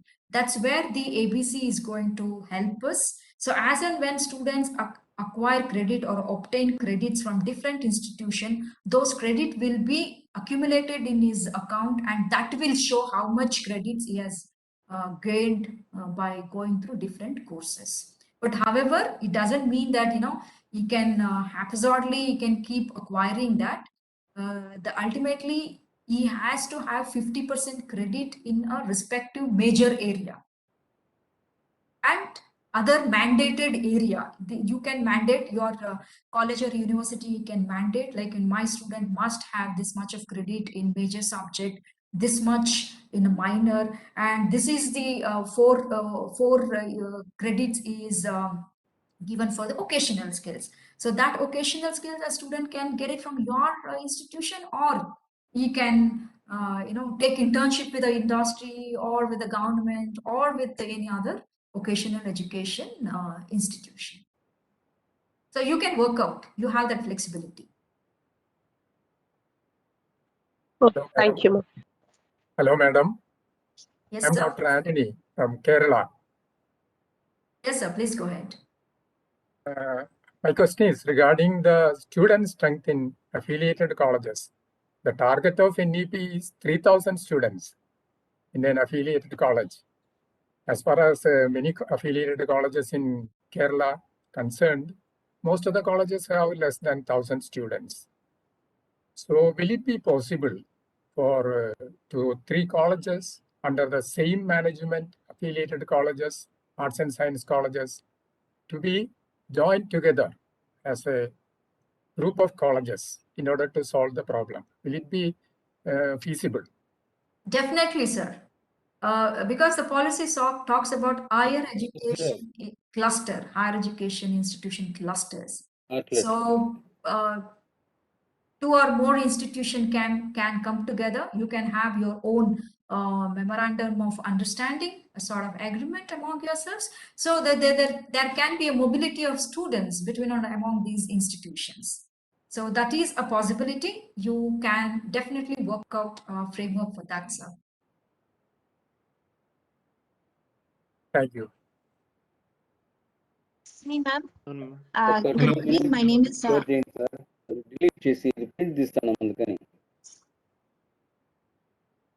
Yes, ma'am. Yeah. Please go ahead. Yes. Yeah, my name is Dr. Sushila Nathan. I'm from Fatima Mother College, Kollam, Kerala. My question is regarding it. At the beginning of your presentation, you had mentioned about dividing the higher education institutions into 3 types: types 1, 2, and the autonomous degree granting colleges. So in the autonomous degree granting colleges, you have mentioned that they can confer undergraduate degrees. So will such colleges not be allowed to have an MSc program? That was not clear. Okay. The first things I would say, the types of higher education institutions are nothing to do with the order or sequence. It's not that type 1 is, the top institution, type 2 is subordinate to top 1, and AC, autonomous colleges are subordinate to type 1, type 2. That's absolutely nothing to do with that. And any institutions can move towards any type based on their vision and resource availability. Yes, if they become a part of the higher education institution clusters, you can start offering. Once you start offering MSc or PhD, you can slowly move towards teaching intense universities. So as you broaden your program, you can also change your structure to type 1 or type 2. So it's not that you're not supposed to start, you can. Only thing is you have to shift to either of these category. And in fact, the policy says even the universities must start introducing undergraduate program. Okay. Thank you, ma'am. Madam, I'm Professor Suresh. I am from the Department of Political Science, University of Kerala. See, it was an excellent presentation, and in fact, it had given a clear picture about NEP 2020. And regarding the assessment, I think that what changes that we have envisaged in this NEP 2020. And two more points I just want to highlight. That one is that virtual mode. This pandemic has given us a new opportunity, because all the I think every nook and corner is now well connected online mode, so we can explore into that and use it to the. And another important thing is that the significance of social scientist interaction. That is very important. I think that the other day ICMR Director General was also talking about that, because during the initial stage of this pandemic, they were not aware of what way they should approach this society, especially in implementing this COVID protocol and many things. So in that way, of course, I think that this would address some of the major concern of our society. Thank you. Thank you, sir. Thanks for your understanding and appreciation. I want to add one more word to what you have said. Pandemic has taught us many lessons. In fact, we had a lot of inhibition on going online and teaching, on a virtual platform. This pandemic has pushed all of us to acquire and equip ourselves to teach online. So now I think our teachers are very comfortable even teaching online. And secondly, sir, I agree with you. The pandemic again has posed certain challenges to entire human endeavor. It has challenged, how we can address several issues that's confronting us today. In fact, as you know, pandemic is a public health disaster, but we had to take the help of big data scientists, because the entire government intervention was based on data availability. So we needed not only the doctors, we needed engineers or specialists in statistics and big data analysis. So we have brought in them, and we had to bring in the education specialists also to ensure that how we can offer learning for our youngsters during the pandemic. So I think this is a classical example, an opportunity for government, for doctors, for professionals to come together and address one single problem. And believe me, sir, this is going to be the scenario in the coming days also. Now we are faced with the climatic changes. We need engineers who can come up with green technology. We need to create awareness among our students on conservation, and we need policymakers, the government people who are very highly sensitized towards environmental ecology. So this is how the 21st century is going to be, and I'm very happy that we are all open to introducing this component of NEP. So thank you. Ma'am, my name is Leslie. Yes, I sir. hope you Please can go hear ahead. me. Yeah, Yes, sir. ma'am. Regarding this ABC, I have just a concern about when we are implementing this mechanism. Ma'am has told that the students has a complete what we will enable the students to customize their own degree.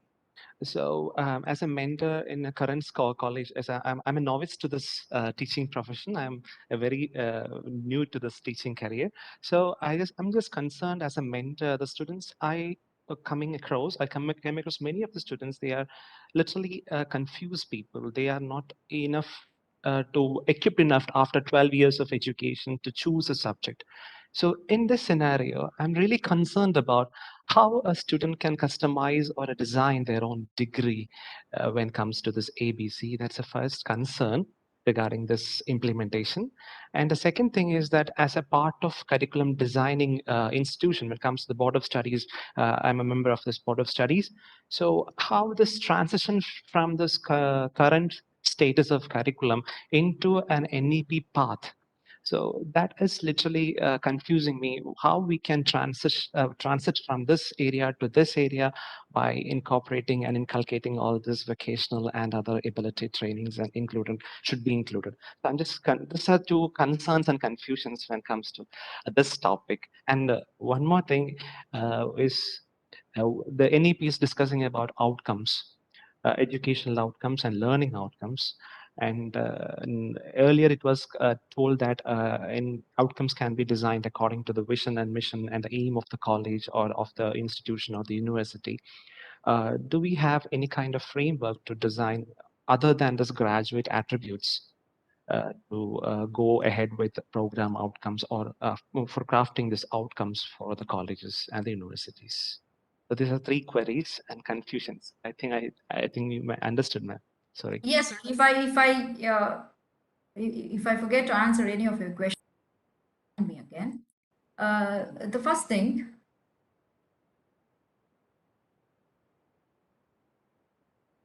Am I audible, sir? Yeah. Absolutely. Sorry, the power went off, so I was not very sure whether only the light has gone or whether the system has also shut down. The first thing is, sir, I believe in empowering our students as well. That's also the reason why the change is not just suddenly happening at higher education. The change is happening from the foundation of school. So if you have gone through the policy, you realize ECCE, that's Early Childhood Care and Education, has been pushed into education system. And 6th standard onwards, our students will have exposure to vocational education. And 9th, 10th, 11th, 12th, they will be constantly given guidance, and they will also have a exposure to vocational education. So students will have to study some foundational courses. They have no options, but in other cases, they will be given option, unlike the higher education. And secondly, the policy talks about providing professional counseling facilities to all our students, so that you enable your students to decide upon. The challenge comes when we have too many freedom and option. So when we give the freedom, we have to make our students that, they make a choice based on an informed decision. So it is the responsibility of the school as well. And as they enter the higher education system, in fact, we have been telling all the colleges and universities to have an orientation program for the entry level students. Whether the so higher that education teachers and the school teachers have some kind of orientation together, or some kind of the gap teachers. between the See, now we school are and the trying to higher have education. now we are trying to have a backward and forward linkages. Okay, schools and colleges must have that backward and forward linkages. And secondly, orientation to students is very, very important. See, our students, when they come to the first year degree, would be 16, 17, 18. So believe me, they have that cognitive maturity to make decision, but we have not empowered them with enough information and exposure to do the decision. So I have reservation saying that our students are not matured enough to do that. No. And secondly, there is also an option to introduce psychometric testing for our students. See, largely students have a fair idea what he or she wants to become.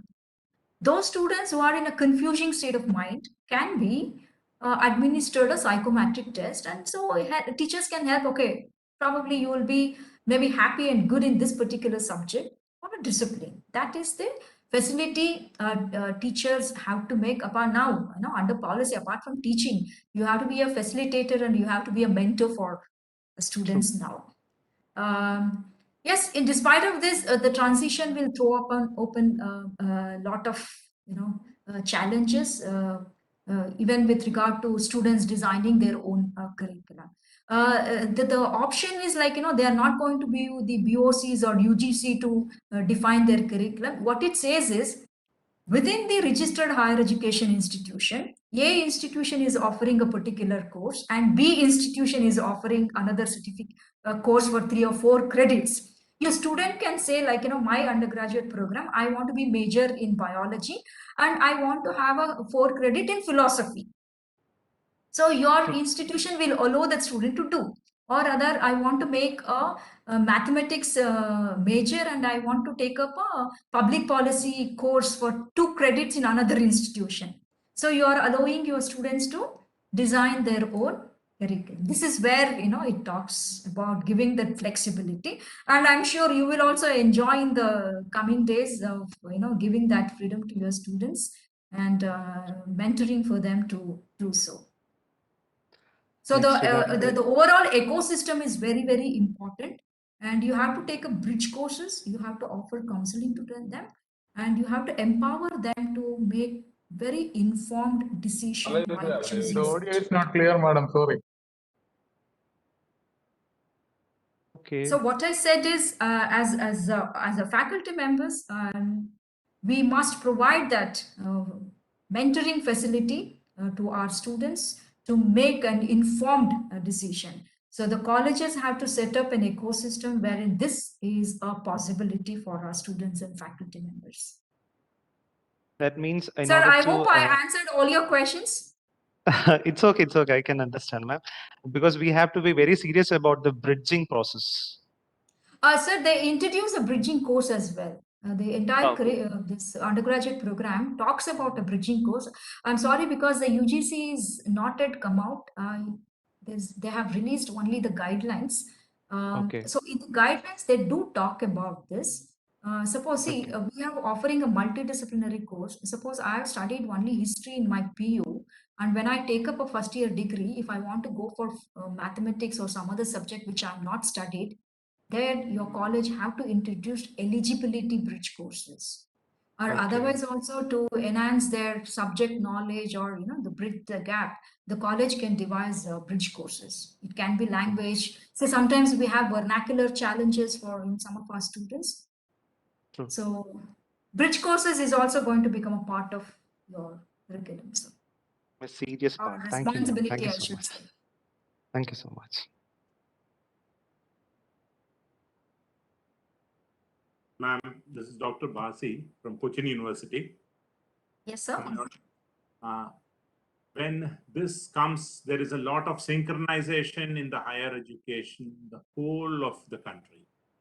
So having a common timetable, because if different institutions start their course, end their course, conduct the exams at different times, then getting students to take courses from different colleges or different universities will become a serious challenge.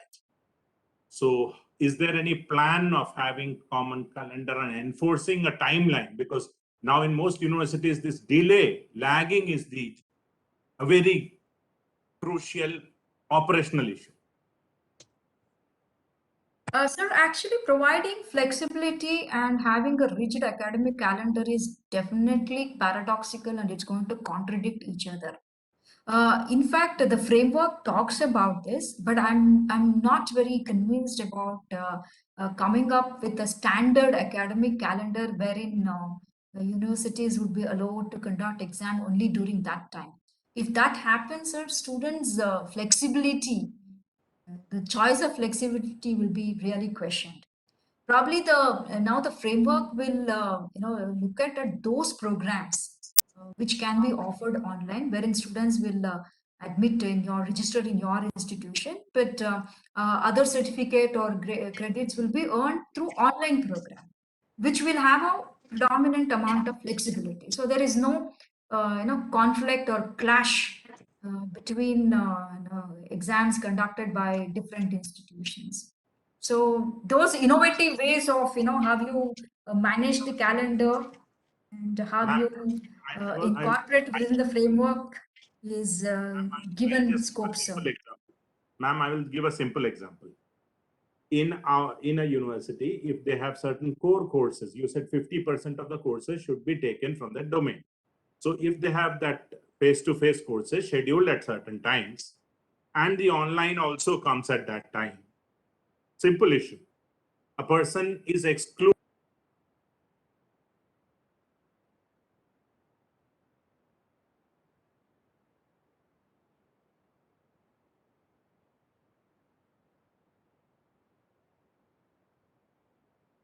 Online courses. This is a live streaming webinar.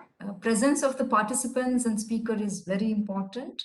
But there are many courses for which the content is available 24/7. They are there. So students can enroll for those kind of programs, which does not require for them to be online live all the time. So you will be the parent organization controlling 50% of the credits, and your class will become a priority. And students enrolling for other courses can do it anytime apart from these regular classes in classroom or on campus. Important interaction that's going to happen as a part of the other courses. I'm sure you will provide that space to your students. So there is a adjustment, readjustment happening. So yes, there is a larger framework is there, but within that framework, you can exert how much ever flexibility you can have for the institution and the students is your concept. Thank you, ma'am.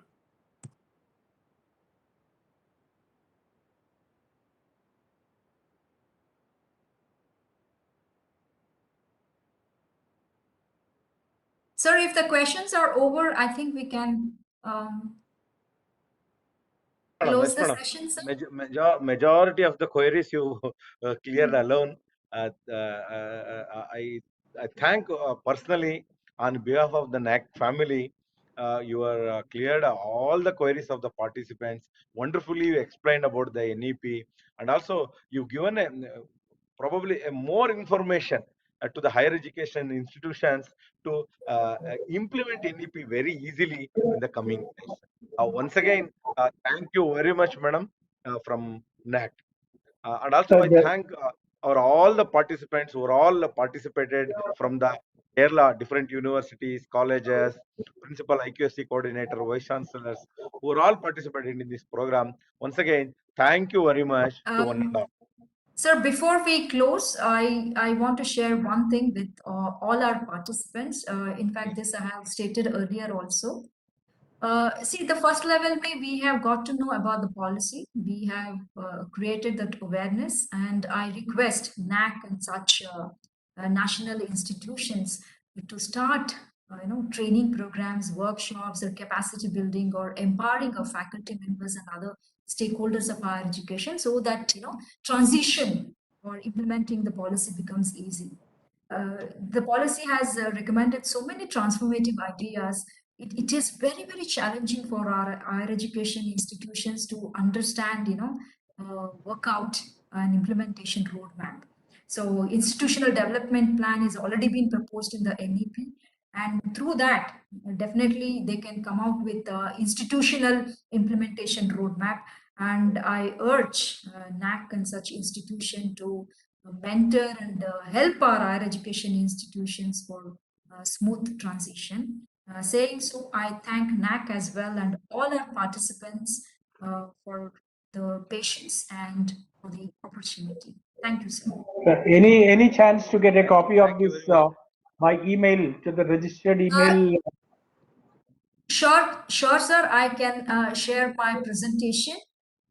It can be used by all our participants. I can either share with the NAAC team, or if I'm provided with the emails of those people who want to use this presentation, I'll be very, very happy to share with all of you.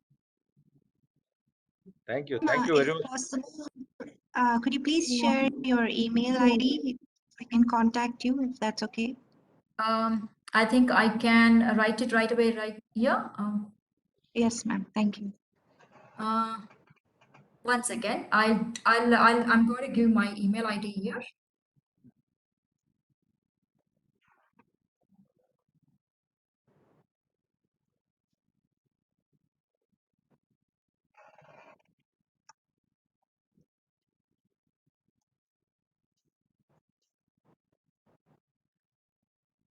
I hope I have shared my email ID with all of you. Yeah. Thank you. Ma'am, Thank you. I couldn't find it. Oh, yeah. Just you can spell it, madam, so that they will write, madam. Padmavati, Padmavathi,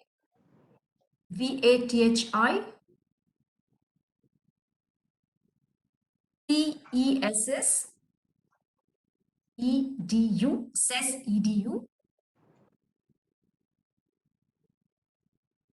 .com. I'm sorry, sir, .org, I think. Sir, our NAAC officials must be having my email ID. Yes, sir. Yes, sir. Sir, please what is the share time? my email ID. Already we have your already registered emails. So that Okay. anyway, I am sharing my PowerPoint. In that I will mention. And also you can Sure, go sir. through the CES website is there. Under that also you will find the email ID of the madam. Yes, my office has my profile as well as website, our email ID, website me. So please take it from there, and anytime you can write to us, because CES is dedicated to helping our higher education stakeholders in implementing this policy. So we'll be very happy to render whatever services we can do from our end. And I once again thank NAAC for this fantastic opportunity. Thank you, sir. Best wishes to all of you. Thank you very much, madam. Thank you. I also thank our senior advisor, M.S. Shamsundar, Dr. N.R. Mohan, assistant advisor, Dr. D.K. Kamble, assistant advisor. So everyone, I thanks to support this program to conduct successfully. Thank you very much. Thank you, Nandal. Mohan, thank you very much. Usha madam, kindly close the meeting.